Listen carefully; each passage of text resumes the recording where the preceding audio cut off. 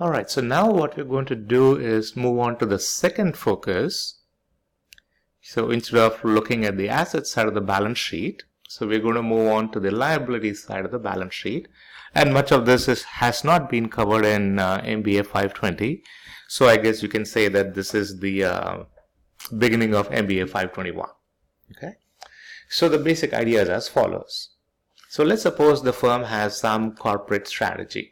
Okay, and then it relies on that corporate strategy in terms of what kind of business lines it wants to be in, what kind of products and services it wants to make, all those things.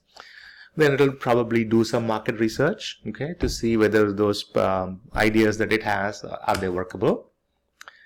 And then once it has a workable product idea, then it might create a prototype and then do some market testing. And then if all of those things look good, then we'll say, all right, now should we commercialize it or not? And then it could use some kind of capital budgeting and PV type decisions to make all those decisions as to whether or not they should undertake the project. So let us suppose that they have decided that we are going to go ahead and undertake this project.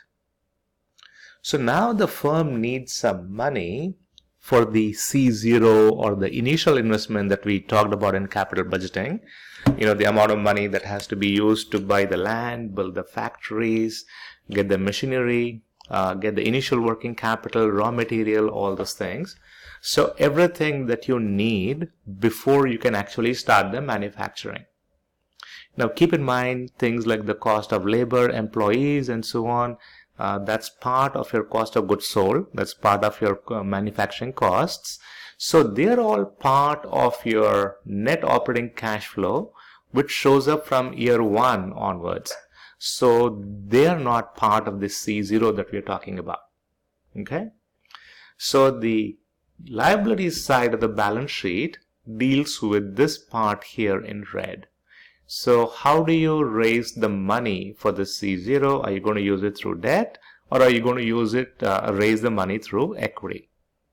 Okay, and the debt can be either short-term debt or it can be long-term debt.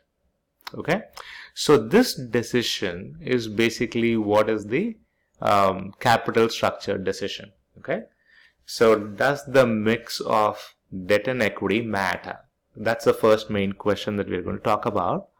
When we say matter, we have to be very clear what we mean. So when we say does the mix of debt and equity matter, what we're saying is, does it have an impact on firm value? Does it affect the cost of capital?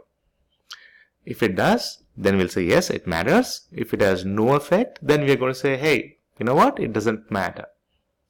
What we'll see is that it does matter in the real world. So then that leads us to question number 2, which is, if it matters, why does it matter? Okay, what are some of the factors that make this mix an important decision for the firm? Important because it matters. It matters because it affects the firm value. So that is one. Why does it matter? And then, can we identify the optimal mix? And what do we mean when we say optimal? So that means that's the best choice. Best choice because it maximizes the value of the firm, and equivalently the cost of capital is minimal. And this is what is covered in the module on capital structure. All right, so that's the first thing we are going to cover in 521, which has, I guess, not been covered, or maybe only have been covered very briefly in 520. So we're going to start looking at the liability side of the balance sheet, and we're going to start with this capital structure decision.